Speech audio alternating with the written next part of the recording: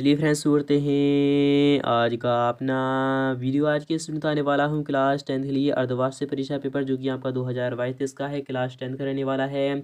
और 6 जनवरी को आपको यही पेपर देखने को मिलने वाला है, तो आपके पास बहुत कम टाइम बचा है, इसलिए एक बार वीडियो को जरूर देख लेना। मात्र 10 मिनट का वीडियो है और आपका पूरा का पूरा पेपर आपके सामने सॉल्यूशन होने वाला है, तो अंत तक वीडियो को जरूर देख लेना। तो फाइनली शुरू करते हैं आज का अपना वीडियो। आप यहाँ पर देखते हैं कि सेट ए है जो कि आपको यहाँ पर 10:41 का है।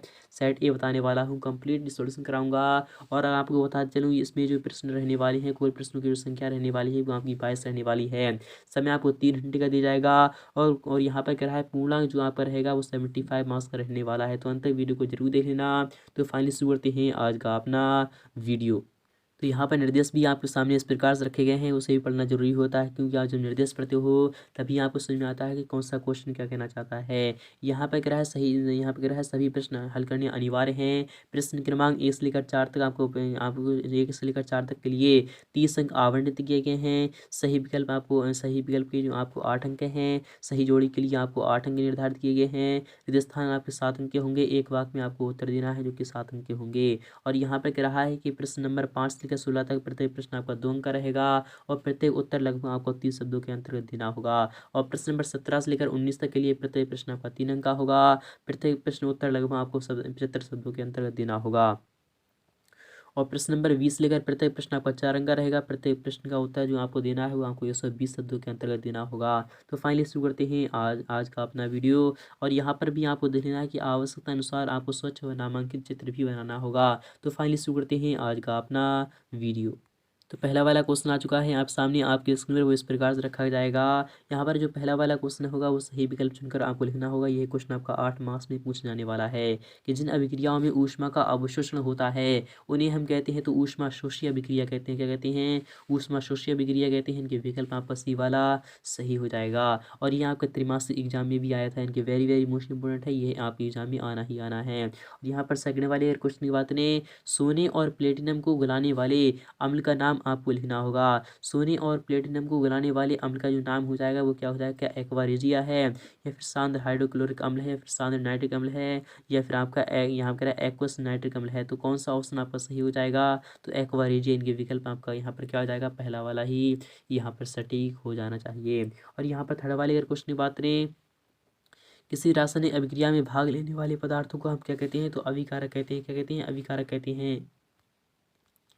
थर्ड वाला जो क्वेश्चन कह रहा है यहाँ पर काफ़ी मोस्ट इंपोर्टेंट है, ये एग्जाम में आता है। किसी रासायनिक अभिक्रिया में भाग लेने वाले पदार्थ जो होते हैं वो अभिकारक कहलाते हैं। और अभिकारकों से जो बनता है उसे हम उत्पाद कहते हैं, आपको वो भी पता होना चाहिए। यहाँ पर फोर्थ वाले अगर क्वेश्चन की बात करें, किसी रासायनिक अभिक्रिया का निर्धारण जो होता है जब अवस्था में परिवर्तन होता है, रंग में परिवर्तन हो या फिर तापमान में परिवर्तन हो या फिर उपरोक्त में से सभी, तो आपका क्या हो जाएगा? विकल्प आपका डी वाला आ जाएगा। ये सभी में परिवर्तन आपका क्या होता है? तो आपका रासायनिक परिवर्तन का आपको क्या करना है? उपरोक्त सभी आपके एग्जाम्पल सही बैठ रहे हैं। और यहाँ पर पांचवें क्वेश्चन की बात करें, यहाँ पे कह रहा है अम्लों के लिए कौन सा कथन सत्य होता है? कड़वा स्वाद होता है, लाल लिटमस को नीला कर देता है। तो आपको सिंपली यहाँ पर क्या, खट्टा स्वाद होता है, लाल लिटमस को नीला कर देता है। या फिर कड़वा स्वाद होता है, नीले लिटमस को लाल कर देता है। खट्टा स्वाद होता है, नीले लिटमस को लाल कर देता है। तो आपको सिंपली यहाँ पर यानी कि डी वाला ऑप्शन लगा देना है। इसका जो खट्टा स्वाद होता है और नीले लिटमस पेपर को लाल कर देता है, इनके विकल्प आपका यहाँ पर डी वाला सही हो जाएगा। और यहाँ पर बात करें 10 नंबर क्वेश्चन की कि पीएच स्केल जो होती है उसका जो परास होता है वो कितना होता है? 0 से लेकर 14 तक होता है, जिसमें कि इस प्रकार से होता है, 0 इधर होता है और यहाँ पर 7 तक होता है। किस तक होता है? तो 7 तक क्या होता है? तो 7 तक होता है, यानी 7 तक जो होता है इनका अर्थात 0 इधर से इस प्रकार से होता है। पीएच स्केल इस प्रकार से हो जाती है। आपको बता रहा हूँ, यहाँ पर आपको 0 होता है, यहाँ पर 7 होता है, इधर आपका 14 होता है। तो इधर जो होता है, तो इधर जो होता है वो क्या होता है? ये अम्ल होते हैं। और ये होते हैं जो क्षार होते हैं। 7 से अधिक जो होता है वो यहाँ पे क्षार होते हैं। और अम्ल जो होते हैं वो यहाँ पे कितने होते हैं? 7 से कम होते हैं। यहाँ पर बात करें सातवें क्वेश्चन की, यहाँ पे कह रहा है कि टूटी हड्डियों को जोड़ने के लिए प्लास्टर चढ़ाते समय किस पदार्थ का उपयोग किया जाता है? तो प्लास्टर ऑफ पेरिस, यानी कि प्लास्टर चढ़ाते समय अर्थात प्लास्टर ऑफ पेरिस। इसका जो सूत्र अगर यहाँ पर बात करें, इस जो सूत्र होता है वो क्या होता है? तो CaSO4 इंटू हाफ H2SO4 क्या होता है? आपको लिखना होगा। और यहाँ पर बात करें नेक्स्ट वाले क्वेश्चन की, यहाँ पर कह रहा है कि 8वां क्वेश्चन है कि पीने योग्य जल की जीवाणु, यहाँ पर जीवाणुओं से मुक्त करने के लिए किस पदार्थ का उपयोग किया जाता है? तो आपको बताना होगा। पीने योग्य जल की जीवाणुओं से मुक्त करने के लिए रंजक चूर्ण का उपयोग किया जाता है। इनके विकल्प आपका बी वाला सही हो जाएगा। और यहाँ पर बात करें रिक्त स्थानों की आपको पूर्ति करना है, ये क्वेश्चन में आपको यहाँ पर 7 मार्क्स में पूछा जाएगा। रिक्त स्थानों की आपको पूर्ति करना है। पहला वाला क्वेश्चन है कि प्रकाश संश्लेषण की क्रिया पौधे के रस वाले भाग में होती है, किस में होती है? तो आपको सिंपली यहाँ पर लिखना है प्रकाश संश्लेषण की जो क्रिया होती है पौधे के किस भाग में होती है? तो आपको पता होगा प्रकाश संश्लेषण की जो क्रिया होती है, तो प्रकाश संश्लेषण की जो क्रिया होती है वो पौधे के किस भाग में होती है? तो प्रकाश संश्लेषण की जो क्रिया होती है पौधे के इनकी किस में, जड़ में होती है? तो नहीं। तने में होती है? तो नहीं। तो पत्तियों में होती है, किस में होती है? तो हरित लव के इनकी पत्तियों में होती है, किस में होती है? तो पत्तियों में आपको क्या लिखना है? पत्तियों में आपको क्या लिखना है? तो पत्तियों में लिखना है।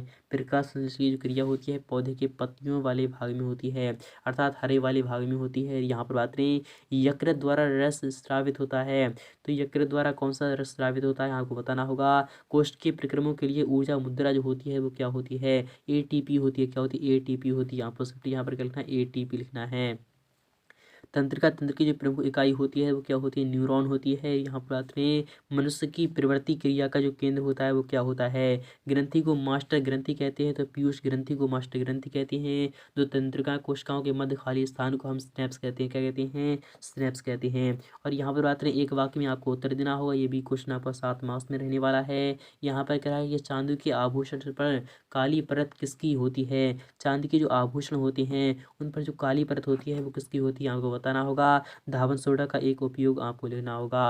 मनुष्य के रक्त में पाए जाने वाले शोषण आपको वर्णक का नाम लिखना होगा। यदि आपको सोल्यूशन चाहिए तो आपको कमेंट सेक्शन में क्या लिखना है? तो फुल्ली सोल्यूशन लिखना है। मैं आपको फुल्ली सोल्यूशन बहुत जल्द प्रोवाइड करा दूंगा। यहाँ पे क्या है मनुष्य के शरीर में आयोडीन की कमी से कौन सा रोग हो जाता है? तो आपको यहाँ पर कौन सा रोग हो जाता है? तो घेंगा रोग हो जाता है। और यहाँ पर बात करें इस क्वेश्चन में इसकी एक आपतित किरण समतल दर्पण पर 30 डिग्री का आपतन कोण बनाती है, तो परावर्तन कोण का मान कितना होता है? तो जो आपतित किरण समतल दर्पण पर आपतन कोण जब बनाती है तो कितना बनाती है? तो यानी कि तो आपको यहाँ पर 30 डिग्री बनाती है, तो परावर्तन कोण का जो मान हो जाएगा वो भी यहाँ पर 30 डिग्री ही हो जाएगा, क्योंकि जो समतल दर्पण है वो इस प्रकार से है। तो जितना आपतन कोण होता है उतना ही परावर्तन कोण होता है। परावर्तन के नियमों में आपने पढ़ा होगा। तारों के द्युतिमान का जो मुख्य कारण होता है तो प्रकाश का क्या होता है? तो आपको सिंपली यहाँ पर पता होगा प्रकाश का अपवर्तन होता है। और यहाँ पर बात करें 4th नंबर क्वेश्चन की, वो इस प्रकार से रखा गया है कि सही जोड़ियाँ बनाइए, मैच द कॉलम आपको मिलान करना होगा। आपको क्या करना है? मिलान करना होगा। ये भी क्वेश्चन आपका काफ़ी महत्वपूर्ण होता है और काफ़ी इंपॉर्टेंट है। यहाँ पर सही जोड़ियाँ बनाना है। तो कॉलम आ और कॉलम बा आपके सामने आ चुका है, इसे आप यहाँ पर छोटा कर लीजिएगा और यहाँ पर आप समझ लीजिएगा कि डायोप्टर जो होता है वो क्या होता है। डायोप्टर जो होता है तो आपको पता होगा लेंस की क्षमता का जो मात्र होता है वो डायोप्टर होता है। उत्तल लेंस जो होता है वो क्या होता है? तो उत्तल लेंस जो होता है तो क्या होता है? तो बीच में मोटा और किनारों पर पतला होता है। उत्तल लेंस जो होता है वो इस प्रकार क्या होता है, मैं आपको बना कर दिखाई दे रहा हूँ। उत्तल लेंस जो होता है वो इस प्रकार से होता है, तो बल्कि ये इस प्रकार से नहीं, उत्तल लेंस जो होता है वो यहाँ पर किस प्रकार से होता है मैं आपको बता रहा हूँ। उत्तल लेंस जो होता है वो इस प्रकार से बनता है। किस प्रकार से बनता है? तो इस प्रकार से बनता है। उत्तल लेंस जो होता है वो इस प्रकार से बनता है। किस प्रकार से? तो आपको सिंपली यहाँ पर क्या लिखना है? इस प्रकार से बनता है। तो उत्तल लेंस जो होता है वो क्या होता है? उत्तल लेंस जो होता है बीच में मोटा होता है और किनारों पर पतला होता है, तो आपका विकल्प पहले बार में चले जाएगा। अवतल लेंस की जो क्षमता होती है वो क्या होती है? अवतल लेंस की क्षमता होती है वो ऋणात्मक होती है। समतल दर्पण जो होता है वो क्या होता है? समतल दर्पण आप यहाँ पर देख लीजिएगा फिलहाल कि यहाँ पर कह रहा है समतल दर्पण जो होता है जो चेहरा देखने के लिए जो उपयोग में लाया जाता है वो समतल दर्पण को लाया जाता है।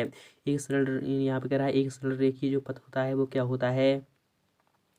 तो आप यहाँ पर देख लीजिएगा, यहाँ पर कह रहा है कि एक सरल रेखीय जो पथ होता है वो क्या होता है? गोलीय परावर्तक पृष्ठ जो होता है वो क्या होता है? तो यहाँ पर जो 5वां क्वेश्चन था वो इस प्रकार से था, एक सरल रेखीय जो पथ होता है वो क्या होता है? प्रकाश किरण को हम क्या कहते हैं? एक सरल रेखीय पथ कहते हैं।